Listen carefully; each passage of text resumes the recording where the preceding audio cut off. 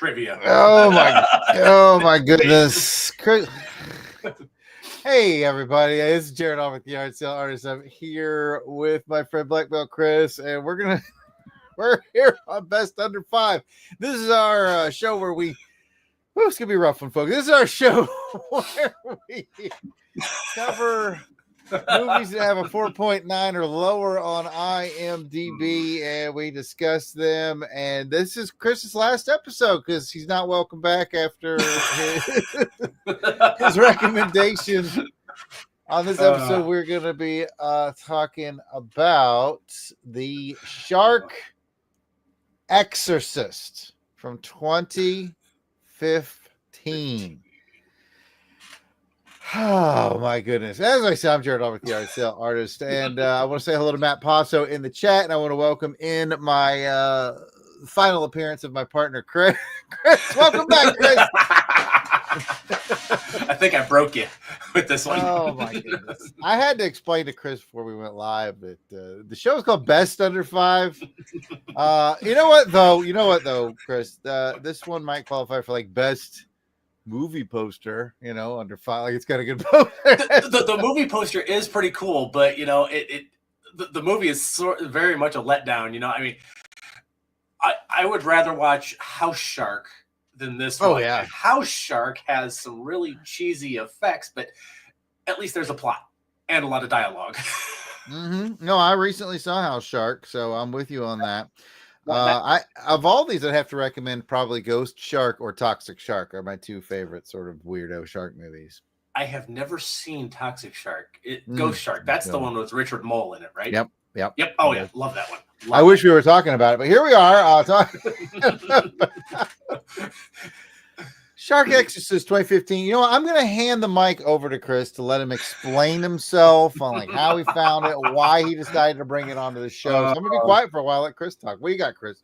Well, let's see. Okay, so this came out in 2015. I found this probably 4 years ago on Tubi, just kind of randomly scrolling through. I think I had watched some other shark movie. I think it actually might have been the Arkansas Women's Prison Massacre, which I need to see that. Which is a much better movie than this. Okay. Even though it's ridiculously implausible, it's still a much better movie than this. And Tubi said, "Hey, you might like this." So I'm like, "Okay, I'm down. Let's do it." And wow, am I glad this movie is only the movie itself is only like 61 minutes long. There's another 9 minutes with the the mid credits cutscene, and a 9-minute mid credit sequence is like, what the heck? So I watched this and I was like, this has got to be one of the worst movies I have ever seen, and I've seen some pretty bad shark movies. But I'm like, at some point we got to challenge ourselves. Yes, this is the best under 5, but at some point we gotta scrape the bottom of the barrel because we've been throwing ourselves softballs. All right, I don't think we'll ever dip this low again. Yeah, that's right. I don't know. We'll have to see. I'm trying to use the show to showcase movies that under 5 that you might want to check out. This might be the first one I don't know that I recommend, but I recommend it for those of you who like pain and suffering. For those of you who remember The Running Man, remember Jesse the Body Ventura's exercise videos? Yes. Are you ready for pain? Are you ready for suffering? That's Shark Exorcist. Oh my goodness! And this is my second viewing too, so I'm very much a glutton for punishment. There's a sequel. I noticed that too when I was looking at the stuff, but it's rated 4.3. So wow. Okay. Well, there's a couple things.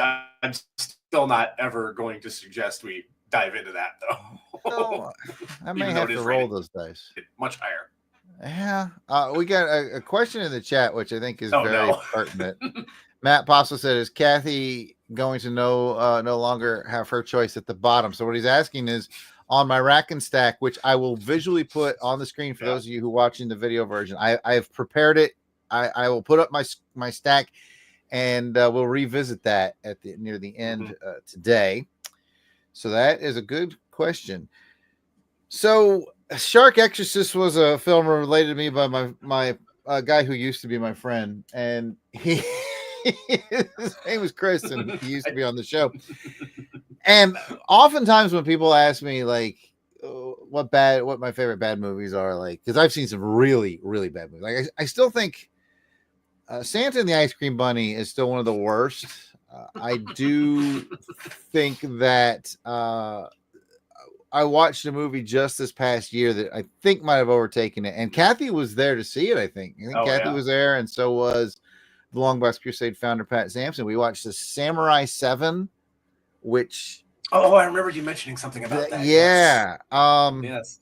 So that's, to me, Samurai 7 might be the most sort of just to me, the worst sin a movie can make is to make me feel like I wasted my time. There's plenty of movies that are bad, but they're like so bad they have a charm about them. Mm-hmm. And I will say this one was just barely better than Samurai 7, because Samurai 7 just felt like a blank waste of time. And then this one is close. It's really, really close. Kathy's made it to the chat, by the way, so she's going to find out if Shark Exorcist is going to take the bottom rung of our it's a 7 movie list, because this is episode 7. I'm gonna have to check out what was it again? The 7. The 7 Samurai? Samurai. No, not 7 Samurai. I'm sorry. Samurai. I misspoke. Let me be very clear. All right, that is the next movie. wait a minute. Samurai.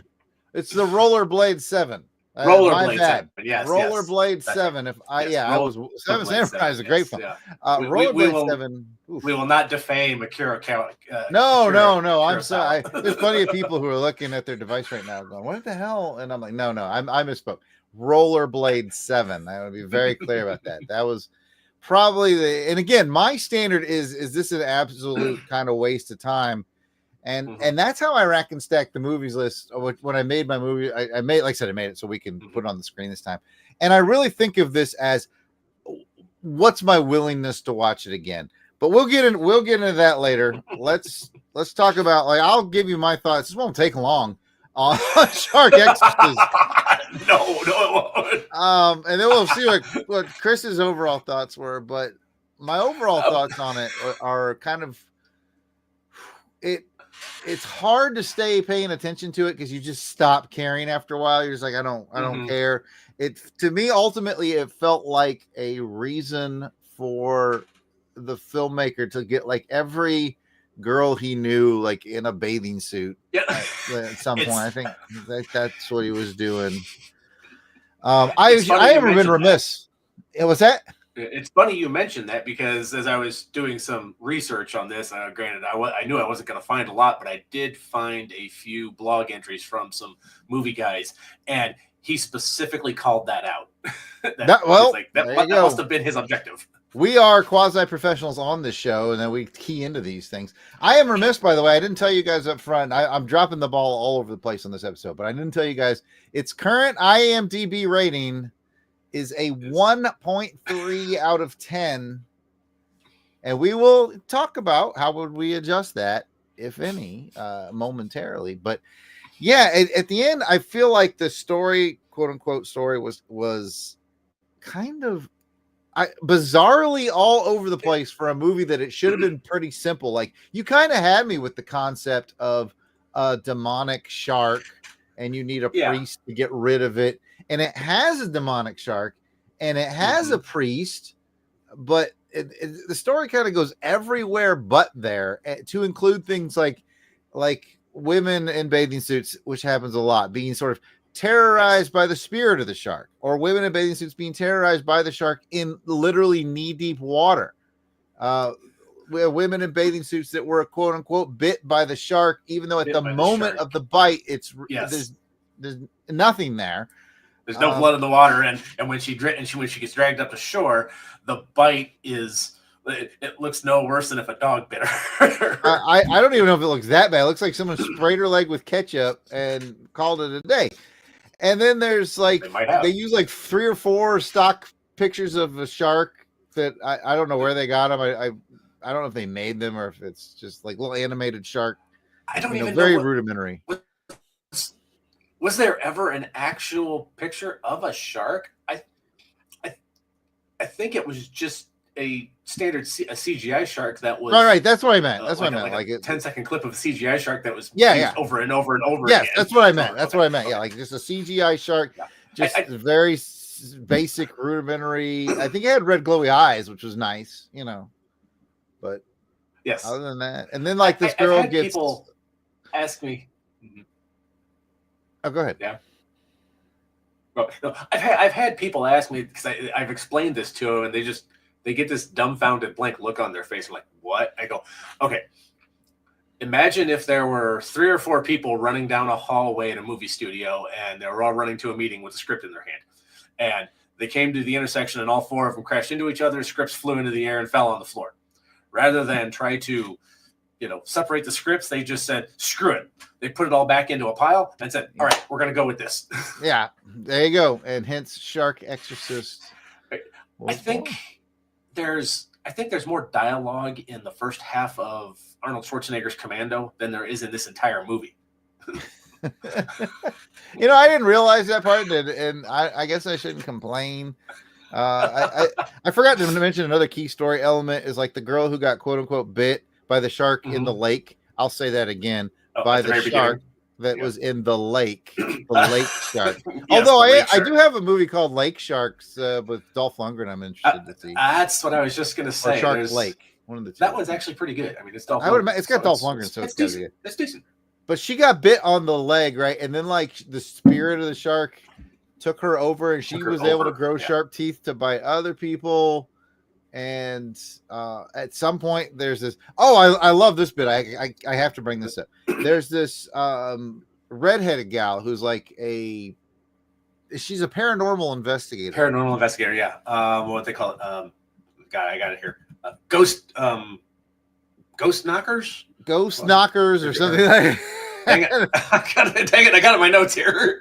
Well, the best part about it is that she's filming her show Ghost Knockers, and then like there'll be camera shots of her talking into the camera, but not the camera that her cameraman is filming for the TV show. She's like talking directly to us, but you can see her cameraman for her TV show behind her holding the camera, and I'm just like, what? I found it. Ghost Whackers. Ghost Rockers. There you go. Yes. What a great name for a show. I can see why you would think it was called Ghost Knockers, and I'll just leave it at that. Exactly. She could easily host a show called Ghost Knockers, Chris. And I'm certain that's how she got in this film, Chris. Well, and then on top of that, you've got that little subplot, I guess if you could call it that. And that, then apparently someone else was trying to expose her as a fake. And that, like, where are all these little subplots going? And the priest that's supposed to perform the exorcist in this, he's only in the movie for 5 minutes. Oh yeah. He made it on a movie poster, but he was not in it much. Yes. There was a whole side scene with like these 3 gals who were just on a day off or something, and they're the ones that got like attacked in knee-deep water. Was those sorority girls? Yes, the sorority girls. Yeah. That's correct. And it wasn't even the 2 in the water. For some reason, the shark jumped out of the water and ate the girl that was on the dock. That's right. As you do, as one would do. As happens. Yeah. Okay, so the sad part is I've kind of gotten all my pertinent thought out. It's like you said, it's thankfully short. It has a bizarrely long mid-credit sequence. Yes. That just goes on and on to almost no point at all.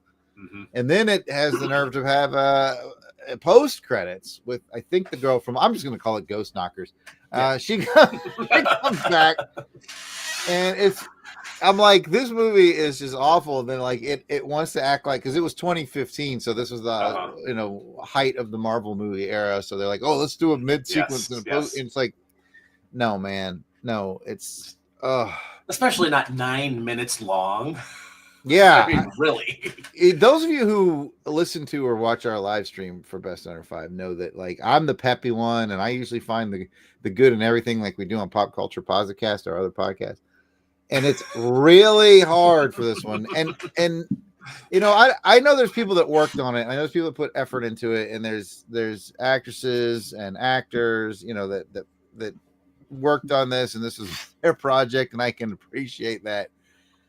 But wow. I said before, my biggest movie sin is to come away feeling like I wasted my time. Like I would never watch that again. I mean, I'm a guy who's seen Santa and the Ice Cream Bunny a few times, but to be fair, I watched it a few times with riff tracks. You watched it with riff tracks. You cheated. I did. I really there's no way I would watch it without it. I watched it without it. See, that's the true test. That's the true test right there. This movie is begging for a riff tracks, by the way. Shark Exorcist.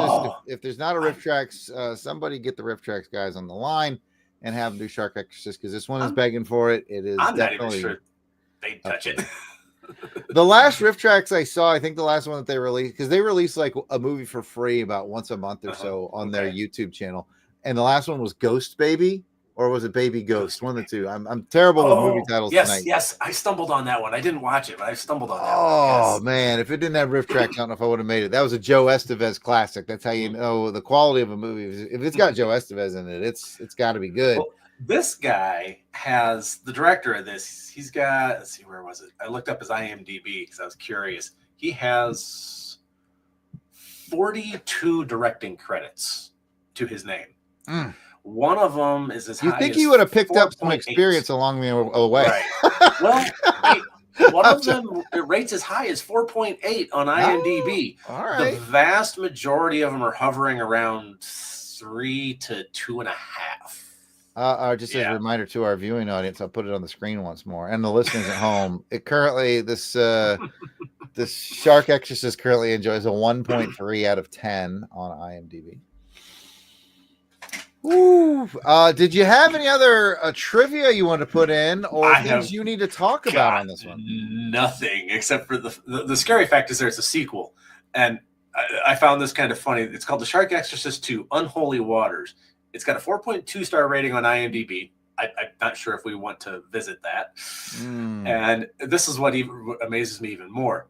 You actually have to pay to watch it on YouTube or Amazon. Okay. Yeah, that's not going to happen. I'm not willing to risk any actual financial investment into that. Like, who would pay to watch this, especially after seeing the first one?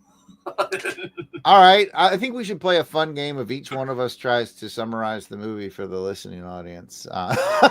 Jeez.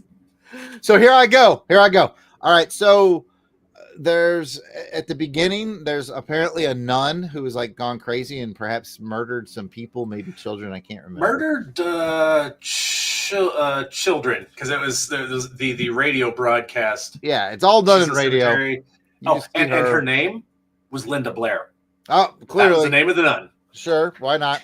He's trying to make an exorcist connection here. Why not? And I think it was implied that maybe one of the moms or something like caught the woman at the beach at the lakefront, killed her or attempted to kill her, and was like basically sold her soul to get it done.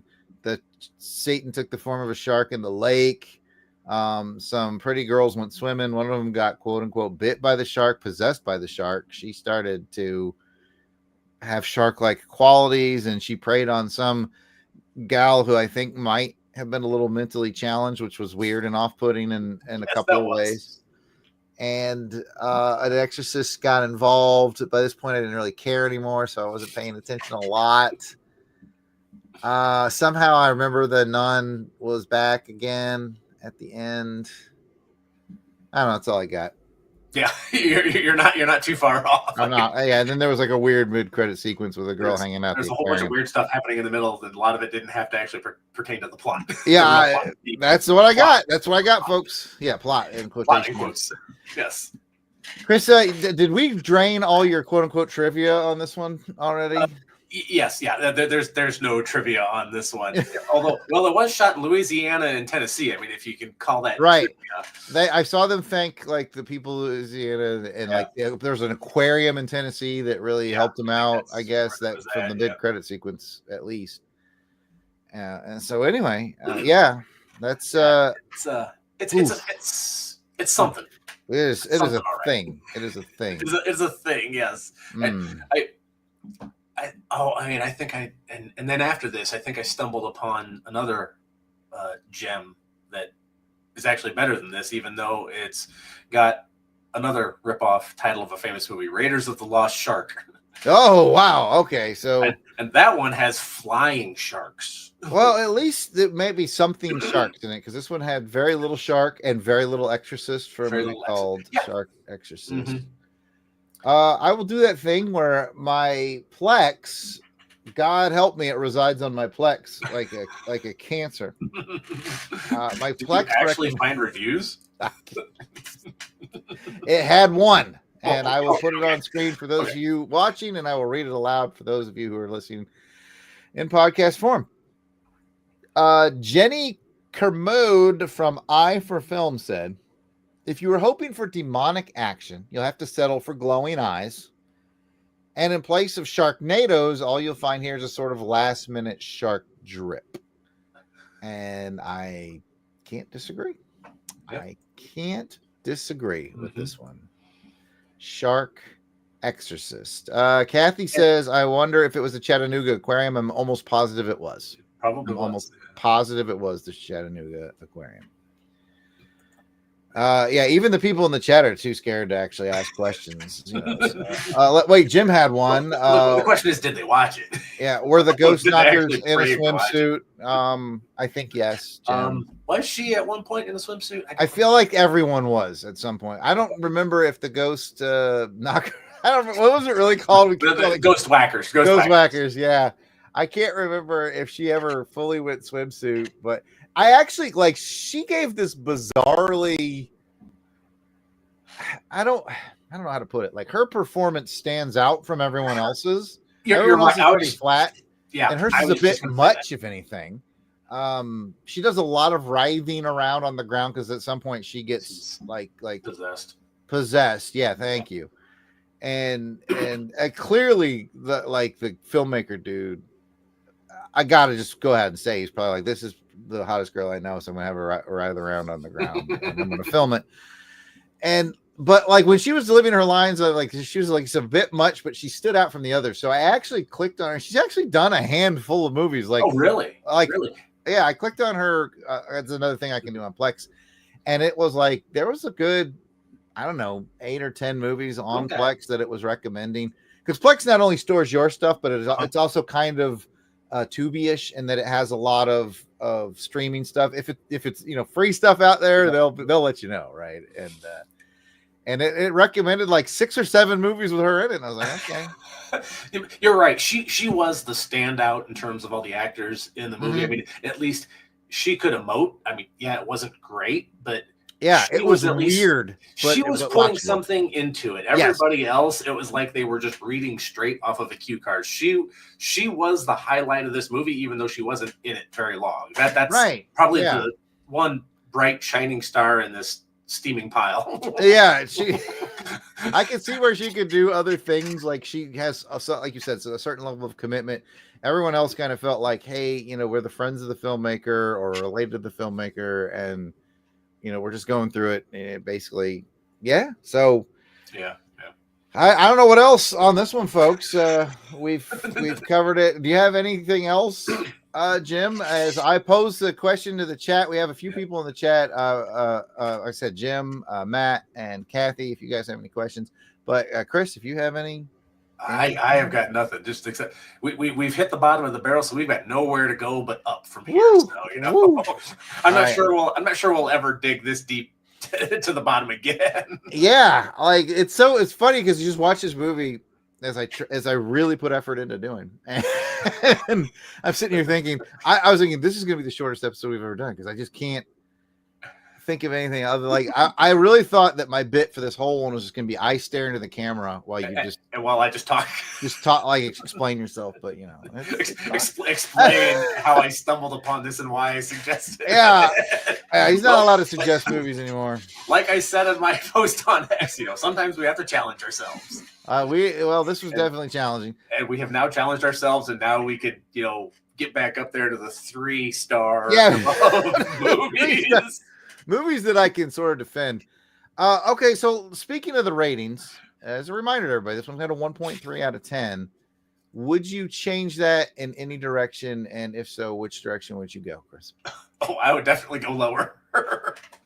What would you go at out of 10? I would knock off at least, and I'm being generous here. I'm kind of holding back. I would knock off at least a half a point to get it to 0.8. All right, 0.8 from my co-host, Mike Chris. And as usual, I like things just a little more than he does. I'm going to give it a solid 1.0. It's a 1.0. Oh, you're still knocking it down, but just a hair above. Yeah, I think it's one point. It gets 1 point for the DVD box art. I don't know if we call it a movie poster because it never really played in a theater, I don't think. But the DVD box art is nice, and there's a certain sort of like, I can't believe someone made this factor. And like I said, there's some that goes so far, like Birdemic goes so far the other way that it has a charm about it. This kind of falls into that dead zone where that doesn't have a charm to it. You're right. You're not wrong. Like I said, the other one that I had mentioned, Raiders of the Lost Shark, you're thinking, oh man, this is going to be horrible. But I watched it, and the production values are heads and tails above this one. And I haven't looked at what the IMDb rating on that is, but I'm sure it's pretty low, fairly low. But it was a much better movie. This one, there's some potential here, but I think if you gave it to a better, say, B movie director, they could do a lot better with this. Yeah, you're right. I think if you just gave the title and the concept to somebody who's sort of king of B movies like Corman, I think they could have just done something, with it. Like it has a great concept, and I really dug it, the idea of it, but it's just one of those, folks. It's just one of those. So we're going to keep it right down at around a 1. Yeah, give it to Asylum Pictures. There you go. Sci-Fi's right. Sci-Fi Channel's studio. They could do this proper. Yeah, the dudes at Asylum. Yeah.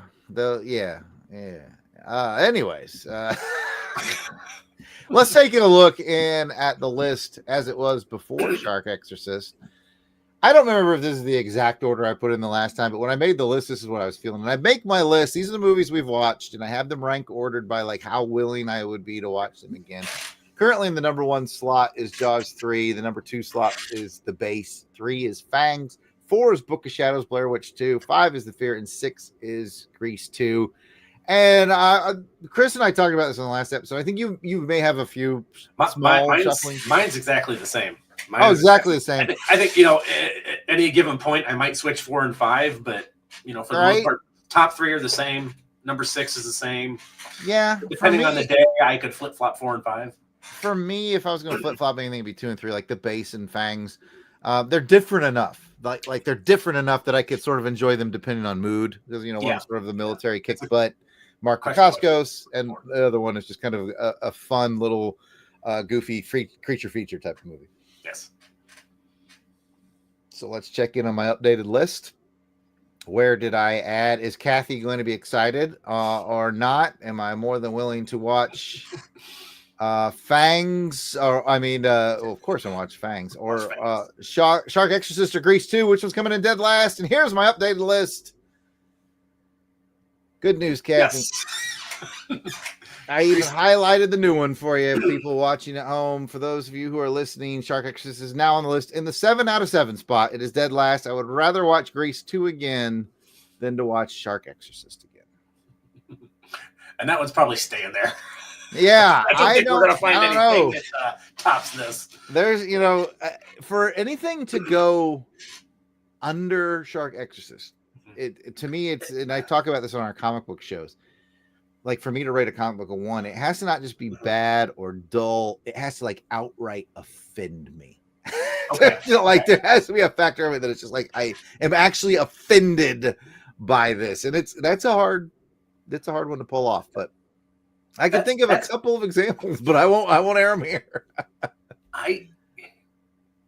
There are a couple of movies that I would rather watch Shark Exorcist again than never watch. I won't air them here at this time. I might tell you in private. But actually, I take that back. I can think of one, and I won't mention it here either. I don't think it's rated as low as Shark Exorcist, but there is I guarantee I would put below that. Yeah, I guarantee you the ones I have aren't rated as low as Shark Exorcist, but they're just up. But anyways, Oh my goodness. Kathy chimed in and said I need to find more movies to put between that 6 and 7. No. You know what though? At this point, it's welcome. After Shark Exorcist, that's fine with me. If you want to find something that'll fit in between 6 and 7, I'm okay with it. I'm not sure what's coming up next. I just know that Black Belt Chris will not be allowed to choose it, whatever it is. It's not my pick. We are actually always open for suggestions. So if you are in the chat and you want to drop a suggestion, I keep a little list on my phone. I will add it to that. I will pick something off of that list for our next one. And it will be, something. I'm not going to say good, but it'll be something improved. Better than this. From Shark Exorcist. Is it going to be a shark movie?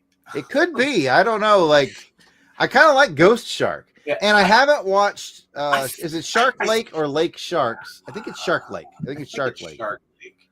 With Dolph Lundgren. I haven't watched that yet, but I don't know its IMDb score either. I doubt it cracks a 5, but I couldn't tell you for sure. I'm looking it up right now. 3.4. Hey, there we go. And it is Shark Lake, and it's on Tubi. I might pick that one. I might go. I have a few on my list that I keep. Some are suggestions from people in the chat. Some are suggestions from people just on X.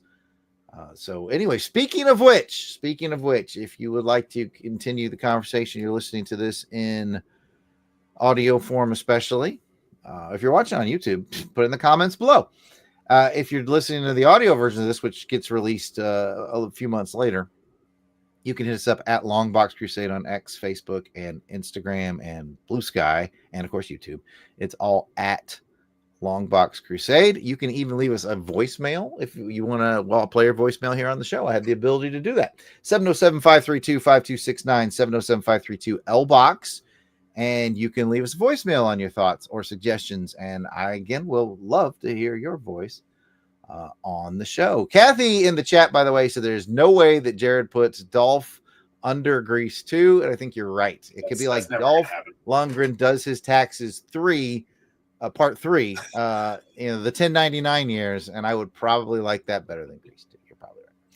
I have a Dolph Lundgren love and appreciation. I will probably never rank any of his movies lower than a 6. But anyways, yeah.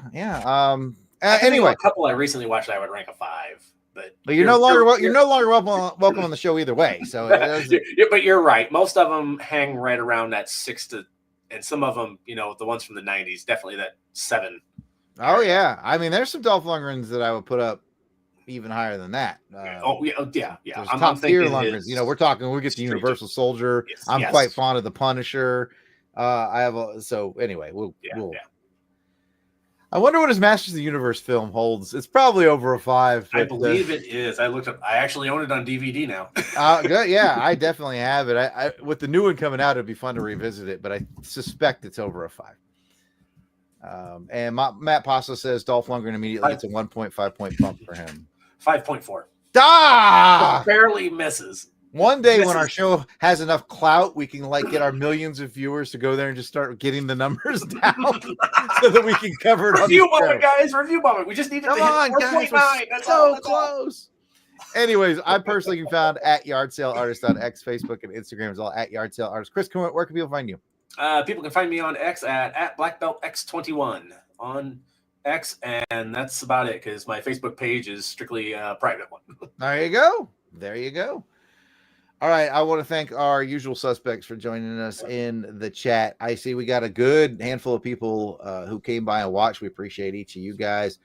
Give it a thumbs up, like the show, all that good stuff. And wow, we survived Shark Exorcist. And we survived my verbal fumbling as I've gone through this one. Once again, 7 Samurai is a perfectly good movie. Rollerblade 7, that's the one to watch out for. But anyway, until next time, this podcast has been rated B for bye.